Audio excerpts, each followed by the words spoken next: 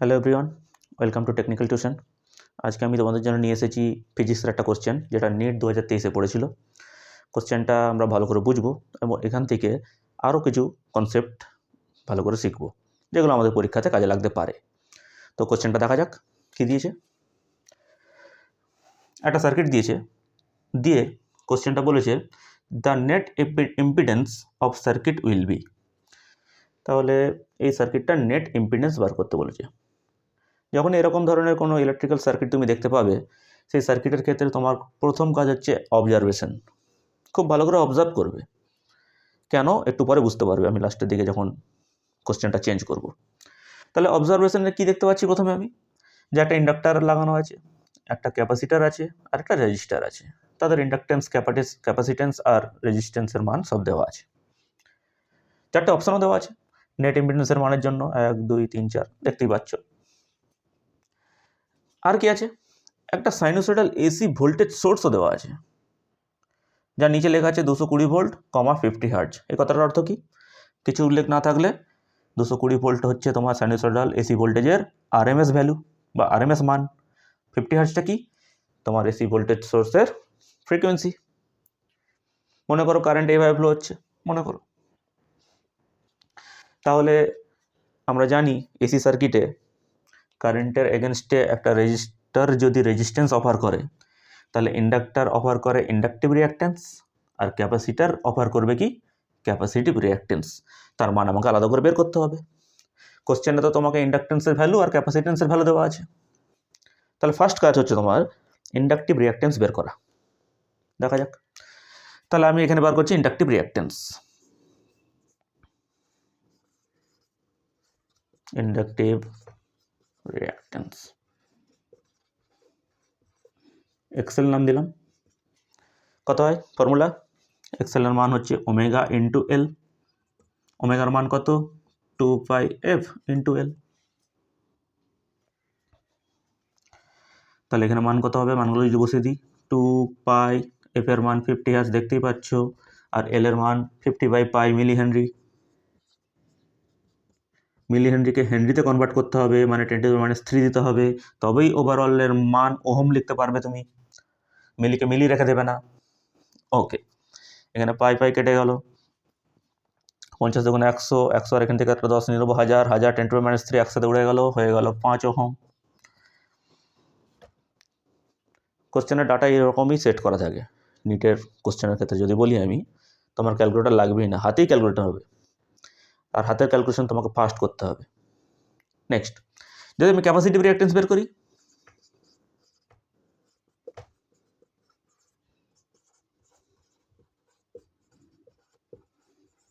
এর নাম চলে এক্সি নাম দিচ্ছি। তাহলে এক্সের মান কত? Formula 1/ω × c। তাহলে আবার মান বসাও। ওমেগার মান হচ্ছে 2πf × c। তাহলে 2πf এর মান হচ্ছে 50 × c এর মান কত দেখো? 10³/π মাইক্রোফ্যারাড। তাহলে 10³/π। এবার মাইক্রোফ্যারাডকে ফ্যারাড মানে মাইক্রো রাখা চলবে না, এটাকেও ফ্যারাডে কনভার্ট করতে হবে। তাহলে মাইক্রোফ্যারাডকে ফ্যারাডে কনভার্ট করতে গেলে 10⁻⁶ দিতে হবে, তবেই পুরোটার মান ওহম হবে। তাহলে কী হলো, এখানে কাটাকাটি হয়ে গেল। 50 × 100, 10³ আর এখানে 10⁻⁶, 10⁻³ হয়ে গেল, 10⁻⁻1 রইল, 1/10⁻1 মানে 10 ওহম। তাহলে তো আলটিমেট কী কী পেলাম আমরা? ক্যাপাসিটিভ রিঅ্যাক্ট্যান্সের মান 10 ওহম, ইন্ডাকটিভ রিঅ্যাক্ট্যান্সের মান 5 ওহম। চলো পাশে লিখে রাখি। ইন্ডাকটিভ রিঅ্যাক্ট্যান্স পেয়েছি 5 ওহম, ক্যাপাসিটিভ রিঅ্যাক্ট্যান্সের মান 10 ওহম। এবার সিরিজ এলসিআর সার্কিটের ক্ষেত্রে ইম্পিডেন্সের ফর্মুলা কী হয়? অতএব net impedance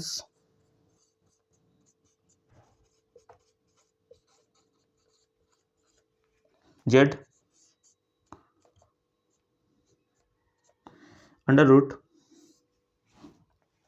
√R² plus XL - XC তার হোল স্কোয়ার। কত হবে মানগুলো পুট করলে? R² করলে কত হবে? 10² মানে হচ্ছে তোমার 100, প্লাস XL - XC। XL এর মান এখনই বের করলাম 5, XC এর মান হচ্ছে 10, তার হোল স্কোয়ার। আর স্কোয়ার মানে হচ্ছে 100, আর এর মান দেখো 10, তাহলে 10 স্কোয়ার একবারে করে দিয়েছি 100। তাহলে কত হয়ে গেল এটা? আন্ডার রুট 5 থেকে 10 বাদ মানে -5, -5 হোল স্কোয়ার মানে 25, 100 + 25 125, রুট 125, রুট 125 মানে কত? 5√5 ওহম। তাহলে দেখো সিম্পল অঙ্ক ছিল, এমন কোনো বড় অঙ্কও না। তুমি ফার্স্ট যদি ক্যালকুলেট করতে থাকো পরীক্ষার হলে, তাহলে তোমার 5√5 অ্যান্সার এসে যাবে। আর অপশন কোনটা ম্যাচ করছে এখান থেকে? Option 2 is correct. এটা ছিল 4 নম্বরের কোশ্চেন। তো এই ধরনের কোশ্চেন ইজি হয় অ্যাকচুয়ালি। প্রবলেম হচ্ছে যদি কোশ্চেন একটু তোমাকে ঘুরিয়ে দেয়। এই কোশ্চেনটা সলভ করা এখানে মেন ইম্পর্টেন্ট ছিল না। ইম্পর্টেন্ট হচ্ছে কোশ্চেনটা যদি অন্যরকমভাবে আসে তখন আমরা সেক্ষেত্রে কী করব।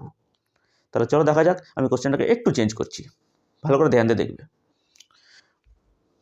নিচের পার্টটা যদি তোমরা টুকে নাও, পজ করে আমি মুছে দিচ্ছি। এবার দেখো,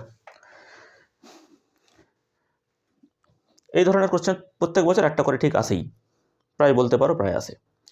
তাহলে এবার আমি কি করছি দেখো, কোশ্চেনটাতে বেশি কিছু করব না, সামান্য একটু চেঞ্জ করব। এই 220 ভোল্ট 50 হার্টজের জায়গায় 50 হার্টজটাকে কেটে দেবো, আর এখানে সিম্বলটাকে জাস্ট প্লাস মাইনাস লিখে দেবো। এবার কি মনে হচ্ছে, এই অঙ্কটার কি অ্যান্সার এখনও সেম 5√5ই হবে? ইন্ডাক্টর আছে, ক্যাপাসিটার আছে, রেজিস্টার আছে। তাহলে স্টুডেন্ট তাড়াহুড়োতে কী করে? একটা স্টুডেন্ট যখন পরীক্ষা দিতে যায় নিটের, সে তো প্রেশার তো খুবই থাকে তার। এত প্রেশারের মধ্যে তাকে এতগুলো কোশ্চেন করতে হবে, তারপর ফিজিক্স করতে হবে, ম্যাথ তো নেই, কেমিস্ট্রি করতে হবে, বায়োলজি করতে হবে। হ্যাঁ, ফিজিক্সের মধ্যে তোমাকে ম্যাথের পার্ট তো আছেই, ভালো ক্যালকুলেশন তোমাকে করতেই হবে। তা কী করবে এবার? তা ম্যাক্সিমাম স্টুডেন্ট কী করে, ভালো করে অবজার্ভ করে না যে কোশ্চেন কী দিয়েছে আর সেটা অনুযায়ী কী করব। মনে করো এখানে একটা অপশান আমি আরেকটা ক্রিয়েট করছি, দুটো অপশান চেঞ্জ করে দিচ্ছি। মনে করো একটা লিখে দিলাম মনে করো 0 ওহম, আর একটা মনে করো লিখে দিলাম নান অফ দিস।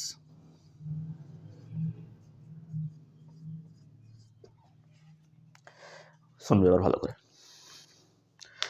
যদি কোশ্চেনটা আমি ভালো করে দেখি, এটা এসি সার্কিটেরই অঙ্ক নয়। কেন? এখানে একটা তোমার ডিসি সোর্স লাগানো আছে না? তাহলে ডিসি সোর্স লাগানো আছে তার মানে কি, ডিসি সোর্সের ক্ষেত্রে ইন্ডাক্টর, ক্যাপাসিটার আর রেজিস্টার কি সেই একই বিহেভিয়ার দেখাবে যেটা এসি সোর্সের ক্ষেত্রে দেখাচ্ছিল? না। রেজিস্টারের তো কোনো অসুবিধা নেই, রেজিস্টার তো 10 ওহম আছেই। যেটা মেন চেঞ্জ হয়ে যাবে সেটা হচ্ছে ইন্ডাক্টর আর ক্যাপাসিটারের। কি চেঞ্জ বলছে, যখন ডিসি সোর্স লাগানো থাকবে তখন কিছু উল্লেখ না থাকলে আমরা ধরবো সার্কিটটা স্টেডি স্টেট কন্ডিশনে আছে। কি বললাম? Steady state condition. তার মানে কি আরও একটা কন্ডিশন হয়? হ্যাঁ হয়, যার নাম হচ্ছে ট্রানজিয়েন্ট কন্ডিশন। তো ট্রানজিয়েন্ট কন্ডিশন এখন আমি কথা বলছি না, সেই ক্ষেত্রে তুমি কোশ্চেন পড়লেই বুঝে যাবে। t = 0 plus, t = 0 minus, t = 0, এই সমস্ত কন্ডিশনগুলো ওখানে থাকবে। তো এখানে যখন কিছু উল্লেখ নেই, পুরো কোশ্চেনটাতে সেম ছবি দিয়ে একটু খালি চেঞ্জ করে তোমাকে যদি বলে যে the net impedance of circuit will be, তখন তুমি কি করবে? তখন কি তুমি আবার সেই অন্ধের মতো বা না বুঝে কিছু না তাকিয়ে যা তুমি করে গেছো সেইভাবে করতে থাকবে, দি অপশন 2 টিক মারবে? একদম না। তোমাকে খুব ভালো করে এখানে লক্ষ্য করতে হবে। কি লক্ষ্য করব? বলছে অ্যাট স্টেডি স্টেট, ভালো করে শুনবে, at steady state inductor behaves like an short circuit and capacitor behaves like an open circuit. বোঝা গেল না? চলো আমি লিখি কথাটা আগে। at steady state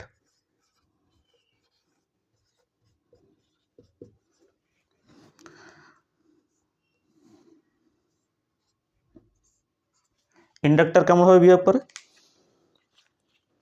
ইন্ডাক্টর কেমন বিহেভ করবে?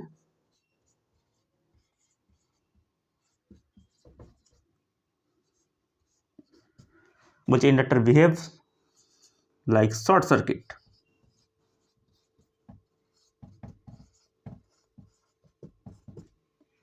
আর ক্যাপাসিটর কেমন বিহেভ করবে?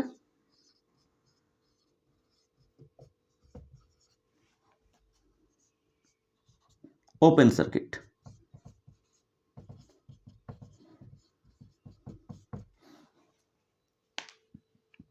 এটা ডিসি সোর্সের ক্ষেত্রে বলা হচ্ছে।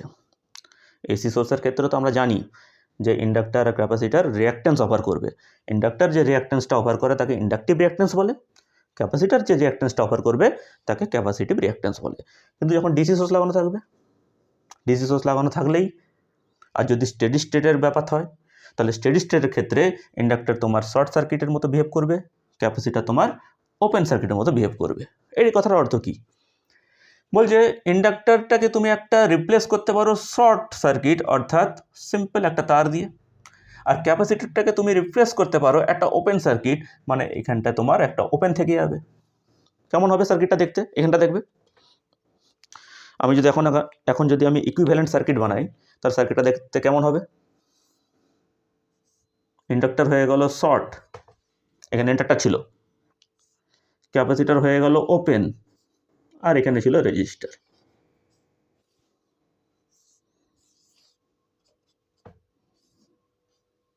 মনে করো 220 ভোল্ট লেখা আছে।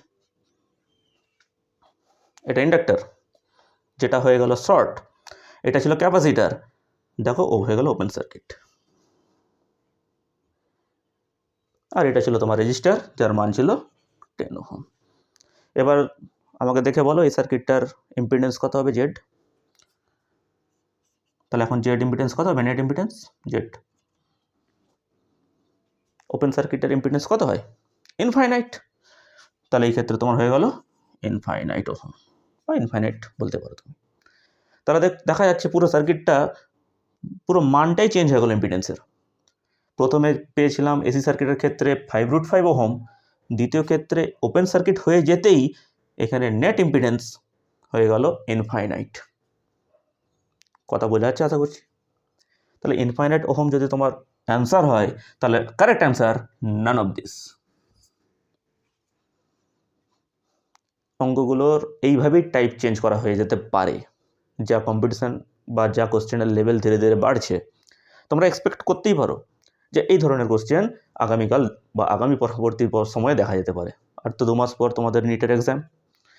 তো ভালো করে পুরো ধ্যান দিয়ে কনসেপ্টকে ক্লিয়ার রেখে পরীক্ষার হলে ঢুকবে। এই ধরনের অঙ্ক কিন্তু আসার চান্স আছে। ভুল হতেই পারে, যে কোনো মুহূর্তে তুমি ভুল করতে পারো। তুমি একটা সার্কিট দেখে সহজে হয়তো ধ্যান দিতে নাও পারো, পরীক্ষার হলে টেনশন একটা কাজ করেই। তো তুমি ধ্যান দিলে না, LCR দেখে নিলে, দেখেই তুমি ধরে নিলে যে এটা LCR সার্কিট, এটা এসি সার্কিট। হ্যাঁ, LCR তুমি পড়ে এসেছো, এই মানগুলোকে এমনি এমনি দিয়েছে, তুমি এইসব ভাববে। এই মানগুলোকে তুমি ইউজ করার চেষ্টা করবে, ইউজ করবেও। তুমি ভুল করলে যে অ্যান্সারটা হবে সেটাও অপশানে দেওয়া থাকবে। আশা করছি বুঝতে পারছো তুমি যে কী করে পুরো সার্কিটটার বিহেভিয়ার পুরো চেঞ্জ হয়ে গেল যখন আমি সোর্স চেঞ্জ করে দিলাম।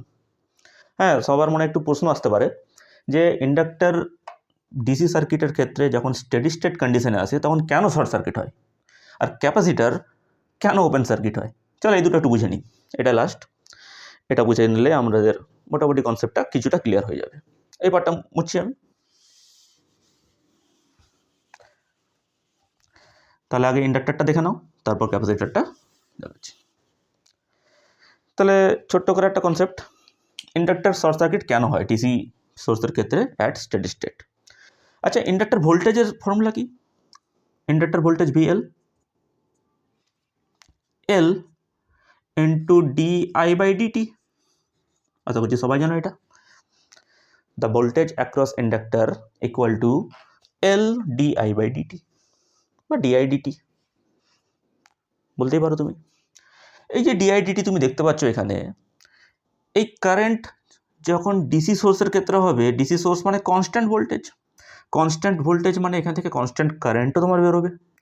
কনস্ট্যান্ট কারেন্টের যদি ডিফারেন্সিয়েশন করা হয় তাহলে তার মান কত হবে? 0।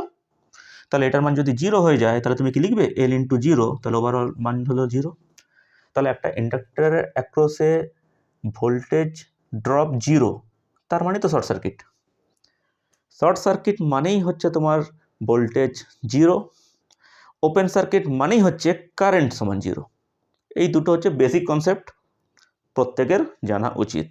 যখনই শর্ট সার্কিট বলবে তার মানে ভোল্টেজ অ্যাক্রস ইন্ডাক্টর বা যে এলিমেন্টটা তুমি বলবে তার অ্যাক্রসে ভোল্টেজ জিরো হবে।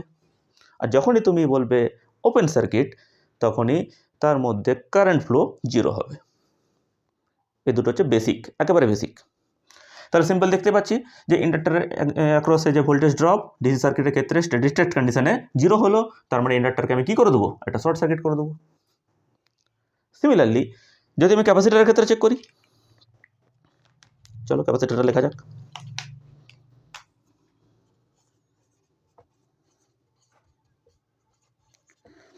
ক্যাপাসিটরের ক্ষেত্রে আমরা কি জানি যে capacitor behaves like open circuit. আচ্ছা,